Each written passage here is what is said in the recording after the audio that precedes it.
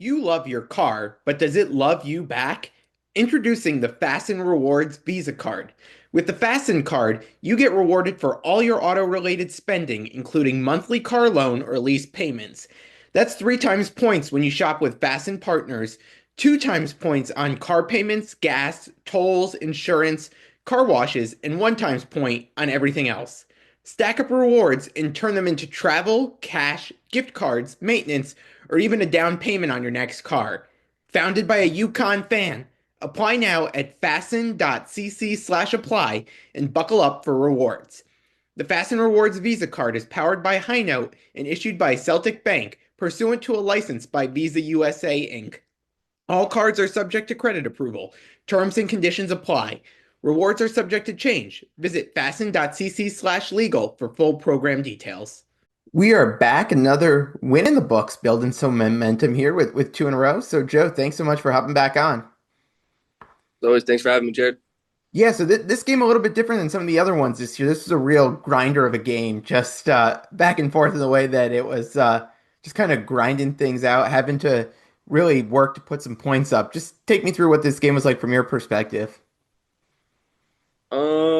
It was we've been in some tight games this year, and unfortunately, been on the wrong side of a few. So it was good to be able to, I guess, kind of like you said, grind one of these tight ones out. So it was good to be get a win there at the end.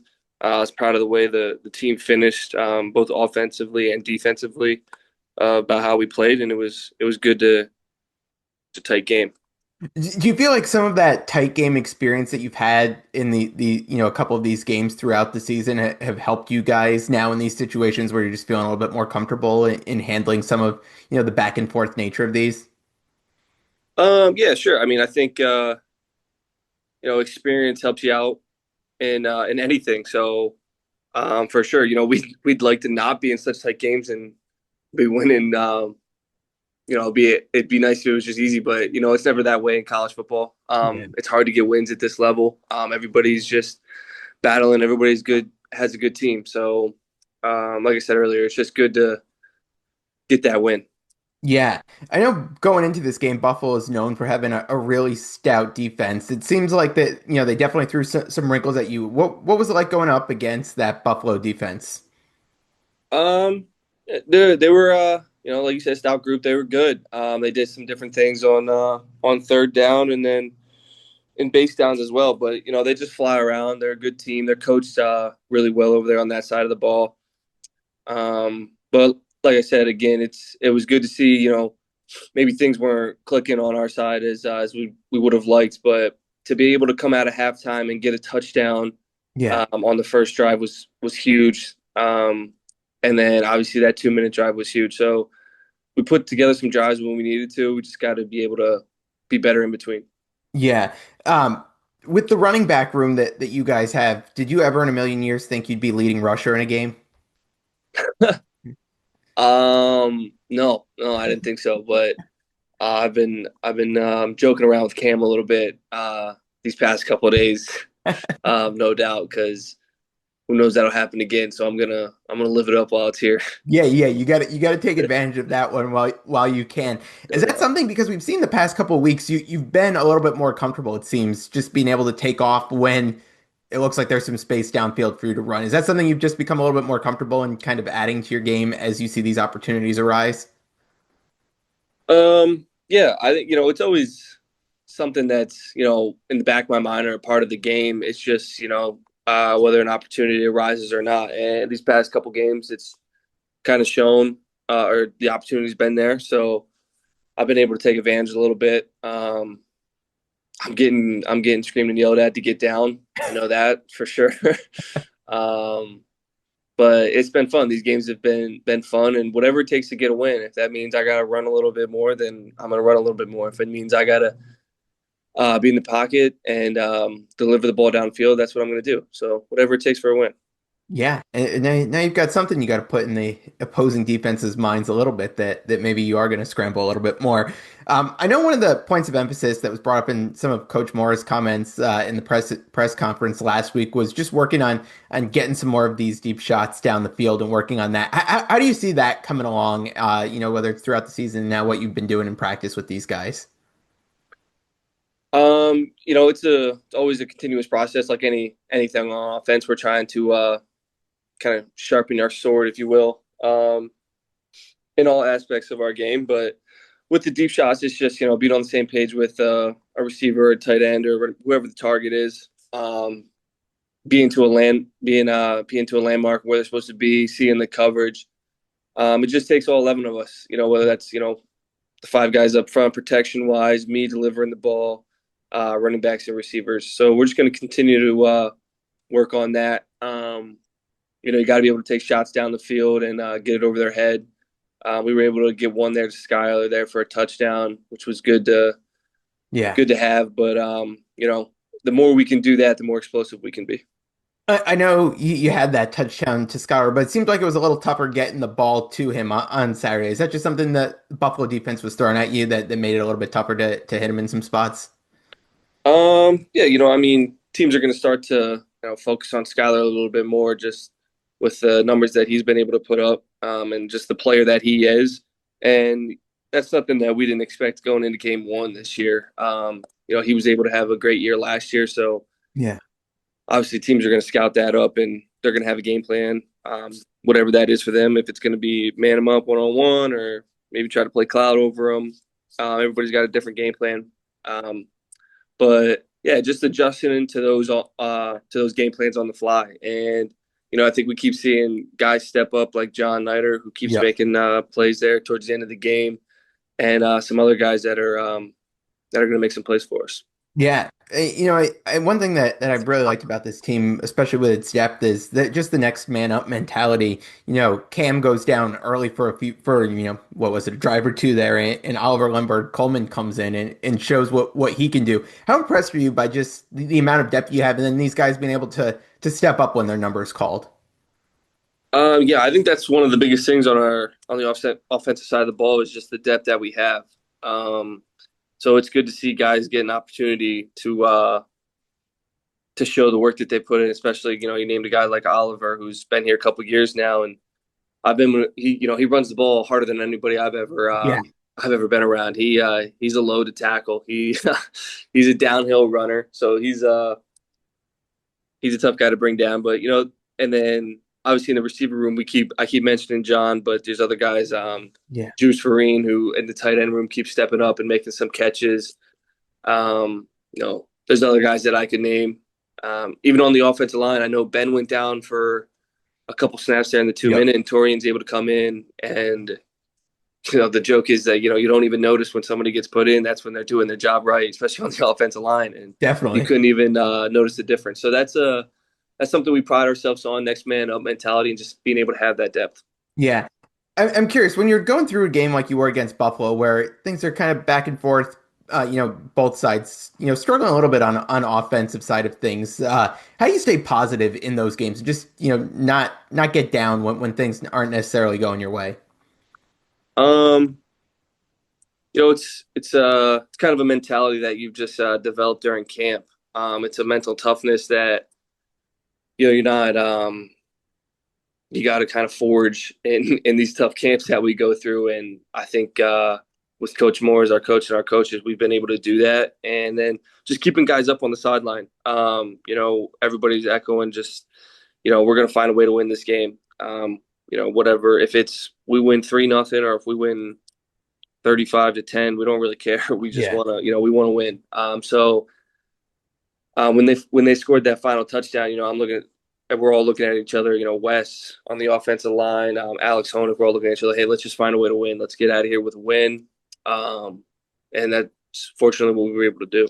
Yeah, I think one thing, as a fan of UConn football that I haven't felt in a long time is that, when you guys do need to go down and get points in, that 2 minute scenario and a game, you feel pretty confident that you guys can go down the field and put yourself in a position to score. What is it about these end of game, 2 minute drives that you guys, perform at a pretty high level when it comes to those?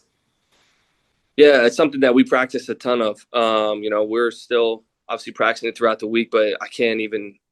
Coach Moore's probably got the number, but the number of times that we've practiced 2 minute in camp, and then throughout the season, it's something that I take a big pride about as being a quarterback. But the whole offense as a whole, just that's something that we pride ourselves on, being able to go fast, and whether that's sandwich the end of the half, going into halftime, getting those points, or at the end of the game.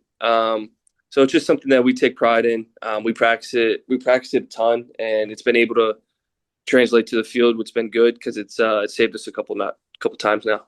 Yeah, along with just being able to put yourself in position, you got to have someone, especially in the kicker position, that you could rely on. And it seems like Chris is a guy who's just really reliable back there. What's it been like having him behind you, knowing that when you put him in a position, you feel pretty comfortable he's going to go out there and get you those points? It's a good feeling because you're getting down there, you're starting to get to like that 35, 40 yard line, and you're like, all right, hey, we're here, we're in Chris's range, even probably a little bit farther back, for a guy like Chris. So it's good to have. It's good to have that in your back pocket, especially there at the end of the game when we have no timeouts, Yeah. kind of in crunch time. Probably not gonna be able to drive the whole field with that amount of time, but knowing that if we get 2.5 first downs, maybe 3 first downs, we're already in Chris's range to get a shot. So he's got a big leg. He's accurate as any kicker that I've been around. And it was good to see him to hit a game-winning kick. That was big for him. Yeah. I like when we recap these, just doing a little bit of just a quick look back at what you've seen in film as you look back at, the past games. So what has kind of stood out to you as you've taken a look at some film from this Buffalo game that you can lead and learn from heading into FIU this week? I think it's just seems like I keep saying the same thing, but being able to connect maybe on some earlier passes rather than just in 2 minute. I know 2 minute. It seemed like everything was kind of clicking, but we got to be Yeah. able to do that. In the first half a little bit more. I think just being able to kind of jump on team so we're not playing from behind or it's not as close of a game. So just starting fast, hitting those first couple plays, scoring on the first drive is something that I think we're going to harp on big time this week. Do you think it's a tempo thing, going from those 2 minute drives where you're kind of under the gun there to get the ball down the field and try to put yourself in scoring position? Is that something you think has helped you guys in those situations? Yeah, for sure. I think when anytime you can get into a rhythm and doing anything that helps. So when you're just because we don't really we don't want to call it we don't really feel it as pressure. We're just kind of getting into a rhythm of things, and people are just playing football. And I Yeah. think that's when guys are playing at their best is when we're kind of going fast or just just playing ball rather than maybe thinking too much. Yeah. No, what's it? Analysis paralysis sometimes. It's just gotta go out there and let it rip. Heading into to FIU, what stands out to you just early on here thinking about this FIU team coming in to the rent on Saturday? um, they're a good defense. I've only got to watch a little bit, but Um, I know they got a really good red zone defense ranked nationally. I don't know exactly where they're at, but they're coming off a bye week too, so they should be fresh. They've had some a couple extra practices against us than we will. But looking forward to the challenge. Get to play at home again, which is Yeah. always. I'm sorry, losing it. Uh, Which is always nice to get played at home. yeah. Um, but it should be fun. It's another challenge that we're looking forward to, and they're a good team. I think they're 2-2 right now, so they're looking to get in that win column, especially coming off a bye. So it'll be a fun challenge. Talking about the bye after this FIU game, you guys get a bye at this point in the season. How much, just the body rest do you look forward to having the bye? Not to look too far ahead and put you past FIU, but just knowing that you've got that bye week coming up. I think it's just that much more important to win because you don't want to go into a bye week with that sour taste in your mouth Yeah. for 2 weeks. So We kind of talk about it's just that much more important to get a win so we can keep this thing rolling into a bye week because you don't want to go into a bye week and then have to sit on a loss for 2 weeks. You want to go in with a win. Yeah. So just to wrap with this one, you guys got two in a row now, building some momentum. Just what's just the key to keep, parlaying that momentum into another win here this week against FIU heading into the bye? Um, just keep building off what we're doing really well, and like we said last week, don't glaze over the things that we didn't do well just because we got to win. Keep getting these corrections down. I think we've yet to play our best 4 quarters of football, and we've still been able to get some wins. So that's both a positive and a negative. I don't think we've played our best ball, but we still been able to get Yeah. some wins. But we haven't hit our ceiling yet, which is nice. So looking forward to just putting all 4 quarters of football together. Awesome. Well, Joe, appreciate the time. Best of luck this week. We'll give you a bye week from the podcast too, so you can truly recover. And What am I gonna do, man? I'm gonna miss you. I know. We got in a good rhythm here. So, but no, best of luck this week against FIU, and we'll catch up afterwards. So, thanks so much. Thanks, Jared.